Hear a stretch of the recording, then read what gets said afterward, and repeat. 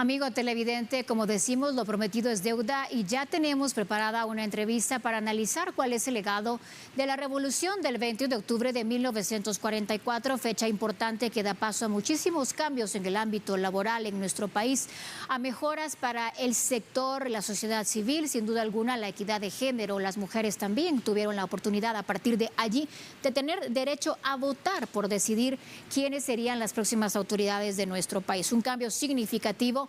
Y en esto tenemos también un rol muy importante como noticiero, darle a conocer a usted y recordar qué fue lo que sucedió, cuáles fueron los principales cambios que trajo consigo la revolución del 44 en materia política y social. Y por eso me acompaña, ya gracias a la tecnología, el licenciado Fernando Prera, que está dispuesto a darnos a conocer cuál es su punto de vista, por supuesto, desde el ámbito jurídico en esos avances que se dieron.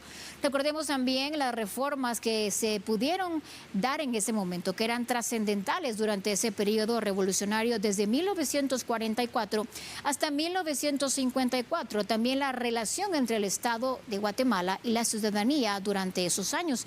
¿Qué papel jugó la educación, la salud y los derechos laborales en ese proceso de transformación? Son algunos de los temas que estaremos tratando. La situación política, económica y social del país antes de ese acontecimiento fueron lo que dio paso a que se levantara el pueblo de Guatemala y llegara Jacobo Arbenz Guzmán al poder.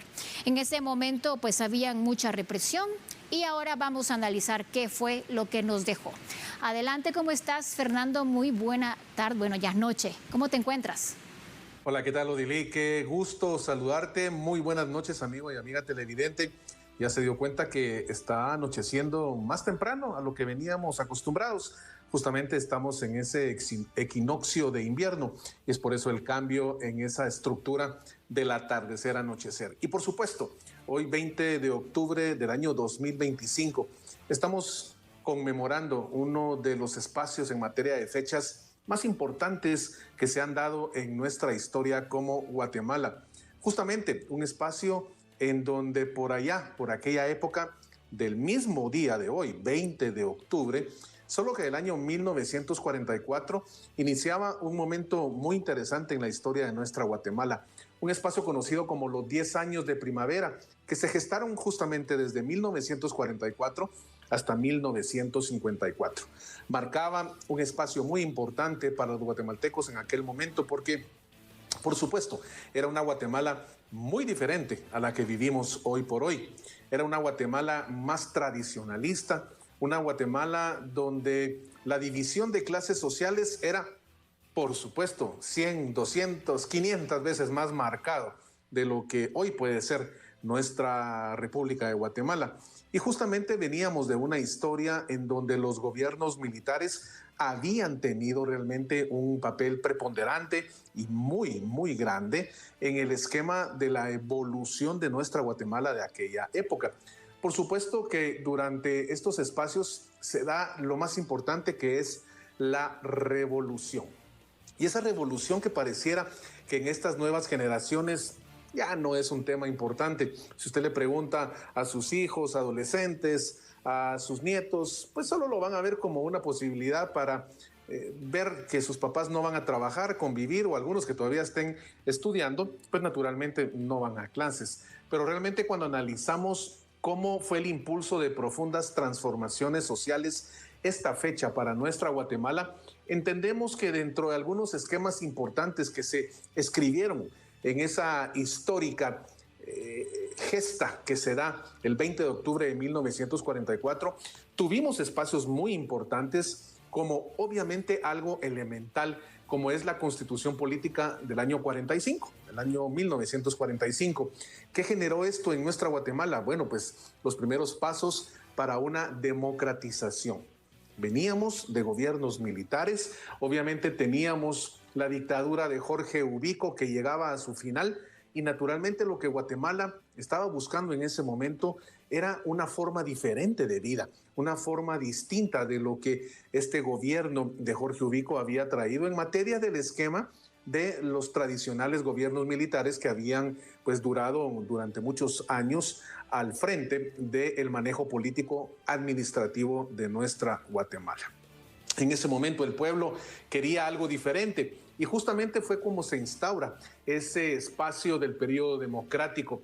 Naturalmente, ¿cómo se vivió? Pues con la convocatoria a las primeras elecciones en aquella fecha. Y naturalmente esto trajo como producto final, que era realmente un gran avance para la Guatemala de ese momento, la promulgación de la Constitución Política de la República de Guatemala de 1945. Obviamente aquí se empezaba a manejar algo que posiblemente hoy es muy normal para todos nosotros: los dogmas que nos protegen como hombres y mujeres, guatemaltecos y guatemaltecas, dentro del marco de nuestro derecho constitucional. Pero para aquella época realmente era algo muy innovador, esas garantías constitucionales, y empezaba a darse los primeros pasos de esta ley que, por supuesto, a nosotros aquí en TN23 nos permite trabajar de la manera como lo hacemos, llevándole a usted la información como la recibe permanentemente las 24 horas del día, los 365 días del año. Y justamente era la ley de libre emisión del pensamiento. Se daban cambios, por supuesto, mucho más radicales, Odilí, como por ejemplo la creación del Código de Trabajo, un espacio muy elemental que, por supuesto, daba pie a ese reconocimiento de las garantías y los derechos de todos los trabajadores. Un momento muy importante para todos los chapines, ¿no crees? Sin duda alguna, Fernando, considero también a título personal que esta fecha marcó un punto de inflexión muy importante en la historia guatemalteca. Me gustaría preguntarte, para que nuestra audiencia, también quizá audiencia más joven, conozca sobre este dato histórico, ¿cuáles eran los sectores sociales que participaron de esta revolución de 1944?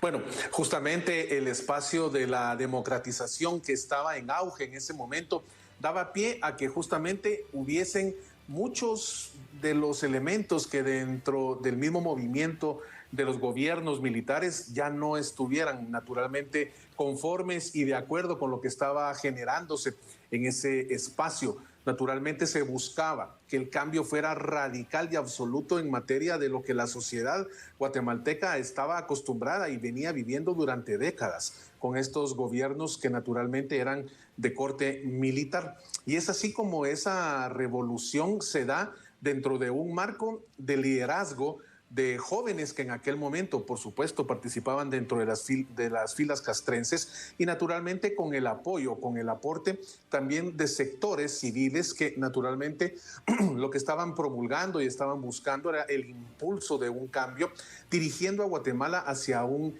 espacio más democrático, tomando como referencia que muchos países a nivel del continente americano, del continente europeo, habían tenido cambios radicales en esa transición gubernamental de figuras políticas que eran de un marco y tinte totalmente castrense, es decir, del ejército, y naturalmente lo que se buscaba era esa transición a gobiernos civiles, gobiernos en donde realmente pues los ciudadanos pudieran tener la participación activa dentro del marco de la norma constitucional que les permitía tener justamente pues espacios de participación que fueran reconocidos por las cartas magnas. En aquel entonces, 1945, ya empieza a tener auge esa constitución política de la República de Guatemala que permitía precisamente ese reconocimiento de los derechos cívicos y políticos que naturalmente antes era única y exclusivamente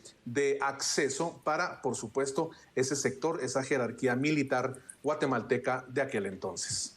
Fernando, sin duda alguna, ese movimiento democratizó y apoyó los derechos de nuestros amigos de la clase trabajadora.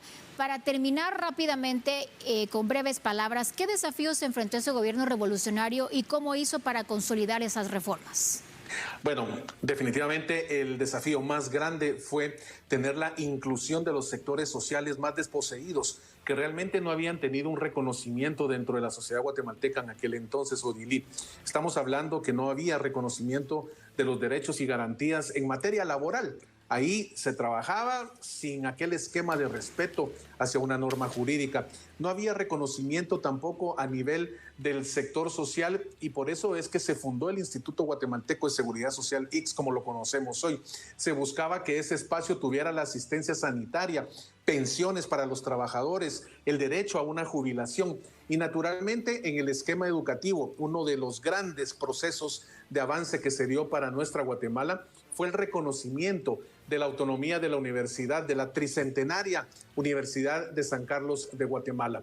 Esto firmó un espacio que también dio paso a una reforma agraria, en donde el apoyo de la Universidad de San Carlos de Guatemala fue total y evidente para que este esquema del reconocimiento de una reforma agraria fuera una realidad en nuestro país, ya que sabemos y recordamos aquellos esquemas en donde la UFCO, ¿recuerda usted la UFCO, amigo y amiga televidente?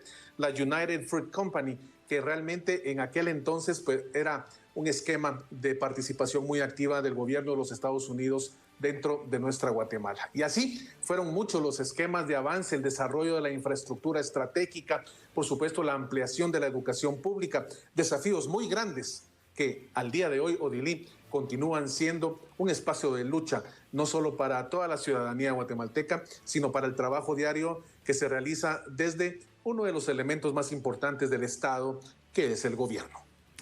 Muchísimas gracias por este valioso tiempo contigo del análisis en este 20 de octubre, recordando 81 años de la Revolución de 1944. Muy buena noche, Fernando.